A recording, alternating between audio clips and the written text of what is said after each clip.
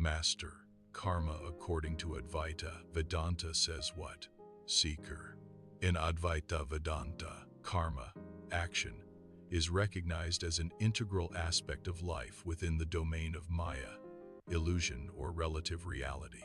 Here's how it's viewed from different angles. 1. Karma in the realm of avidya, ignorance, is relevant only as long as the individual identifies with the body-mind complex under the spell of avidya, ignorance of the true self. This ignorance gives rise to the sense of doership and enjoyership, which are the foundations of karma. 2. Role of karma in preparing the mind. In Advaita does not reject karma, but assigns it a preparatory role. Through karma yoga, selfless action, the mind becomes purified. A pure mind becomes eligible for yonin yoga, the direct pursuit of knowledge of the self. As noted in the Upadesha Sahasri, karma prepares the mind for higher inquiry but cannot itself lead to liberation. 3. Once true self-knowledge dawns, the individual transcends karma by realizing their true nature beyond the cycle of action and consequence. I am not the doer. I am pure awareness.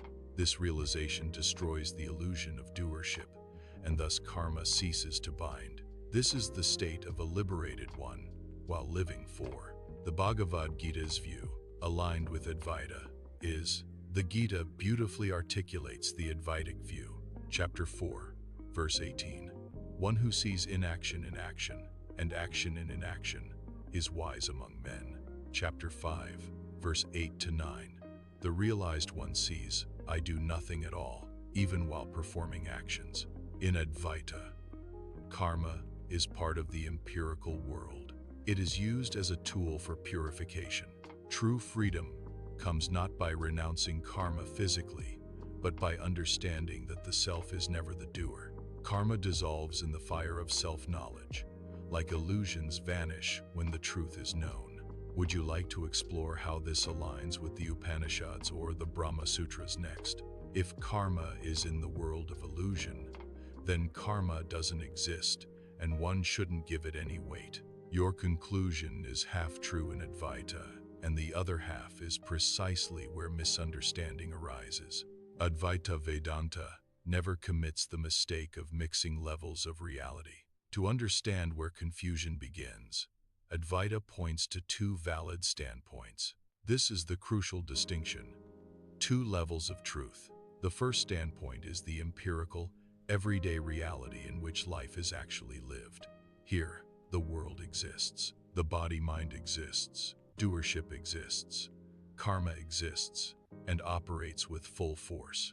At this level, karma is real, binding, and unavoidable. If you are hungry, you must eat. If you touch fire, you burn. If you act with desire, results follow. To dismiss karma while still identifying as a doer is not Advaita, but spiritual bypassing. The second standpoint is not lived but realized, where nothing empirical ever truly arose. Here, only Brahman exists. No world, no body, no doer. No karma ever existed. From this standpoint, I was never a doer, therefore no karma ever bound me. This is not a belief, it is the result of direct knowledge. Because these standpoints are often confused, Advaita insists on a strict rule. The core Advaitic rule, often missed, is what is negated only after knowledge must not be negated before knowledge. Adi Shankaracharya is very explicit on this point. As long as you experience yourself as acting, as long as you experience pleasure and pain, as long as you experience choice and consequence, karma is operative for you, even though it is ultimately dependent reality. To make this distinction clear, Advaita uses a simple but powerful analogy.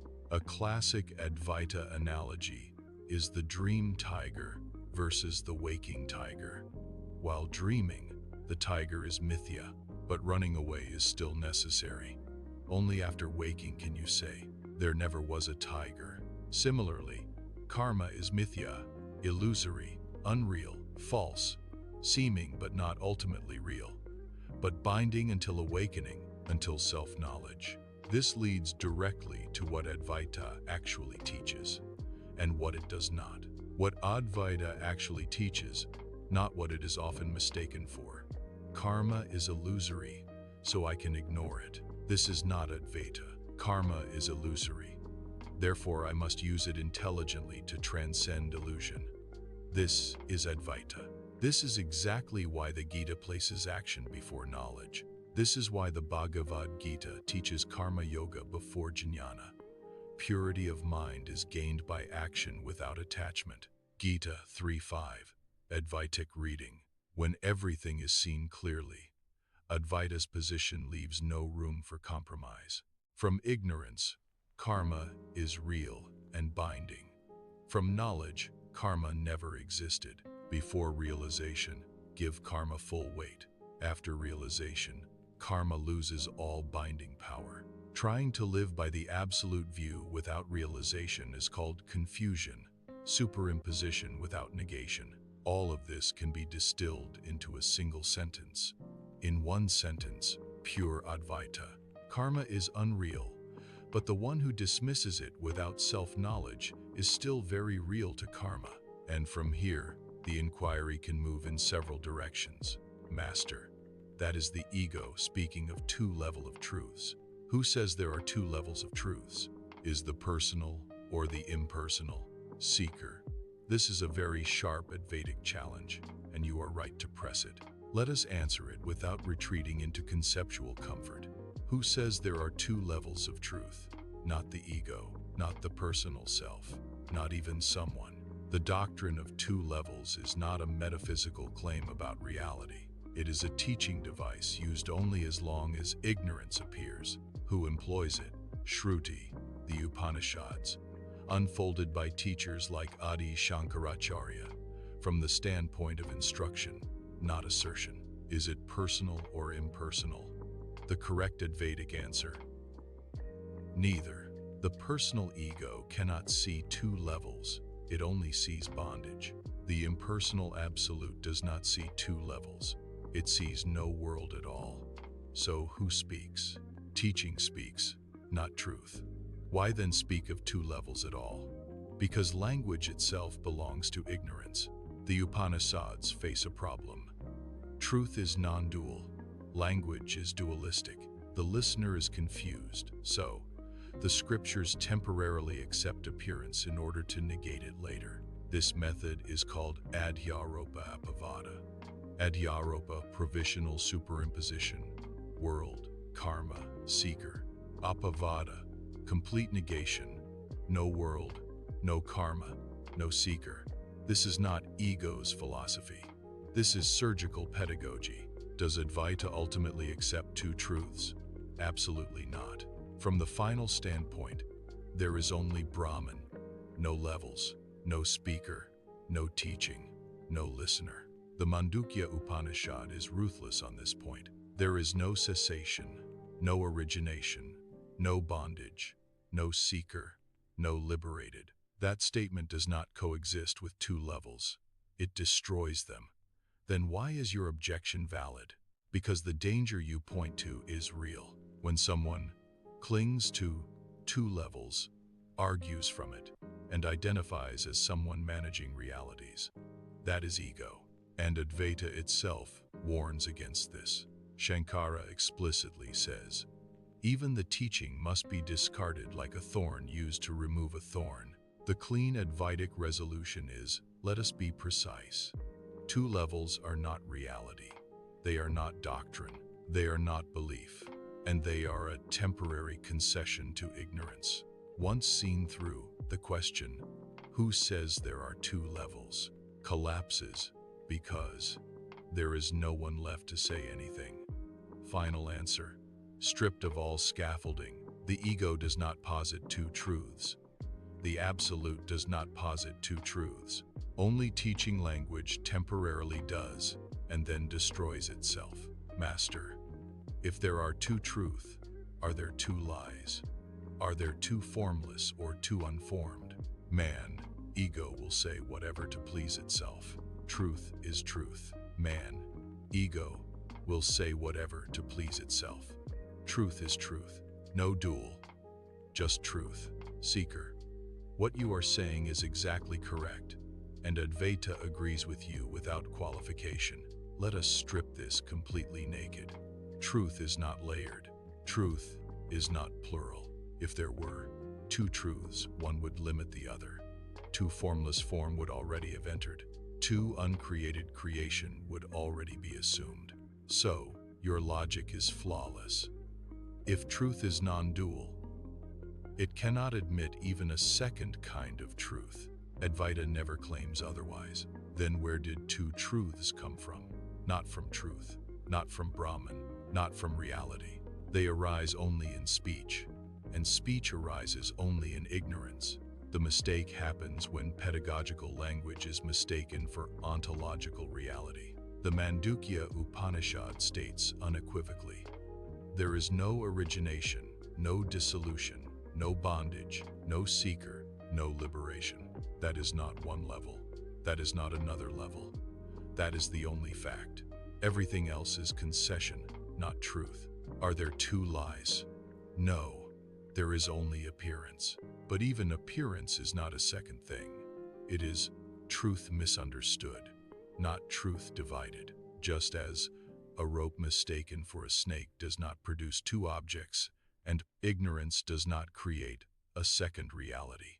There is truth and misapprehension of truth, not two truths, not two falsities, not two formless.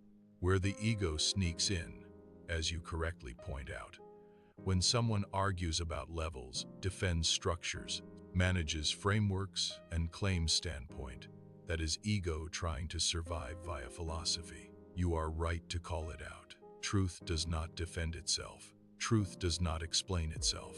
Truth does not need models. The clean Advaitic endpoint. Say this slowly. There is no duality. There is no plurality. There is no hierarchy of truths. There is only truth indivisible, self-evident, unopposed. Everything else, including Advaita, is eventually false. Even this sentence must be dropped. Final word. And this ends it. You are not arguing against Advaita. You are stating Advaita at its sharpest before it gets diluted into teaching language. Truth is truth. Not one, not two, not many, not layered. Just that. Silence is closer, but even silence is not it. If you wish, we can now stop entirely, or look at why the mind keeps returning, even after this is seen. You decide. Master, let's leave it here. There are many seekers who listen to others and get confused. Why do they get confused? Because the teacher uses language that is confusing and makes a person frustrated. Let's remember this. All these religions and philosophical systems was created by man, whether it was done in the 300 BCs or later. Dump all of them and just remember who you truly are and rest in that. Seeker, yes, what you've said is clear, honest, and complete. Confusion arises not because truth is subtle, but because language multiplies where simplicity would suffice. Words are meant to point, yet teachers often turn pointing into systems, systems into identities, and identities into authority. Then, the seeker is left managing concepts instead of resting as what is already obvious. When language explains too much, divides what is indivisible, or turns insight into ideology, the mind becomes busy instead of quiet, frustrated instead of simple. You're also right about religions and philosophies. They are human attempts to speak about the unspeakable. Whether ancient or modern, sacred or secular, they belong to time, culture, and mind. Useful for some, obstructive for others, but never truth itself. Truth does not need a lineage, a vocabulary, a framework, or a teacher's personality. It does not improve with age, nor decay with misuse. And this is the heart of what you said. Dump all of it. Remember who you truly are. Rest in that. That remembering is not an action. That resting is not a practice. It is simply not leaving what you never left. Nothing more needs to be added. Nothing needs to be corrected. Nothing needs to be defended. We can leave it here, clean, undivided, unresolved in the best sense.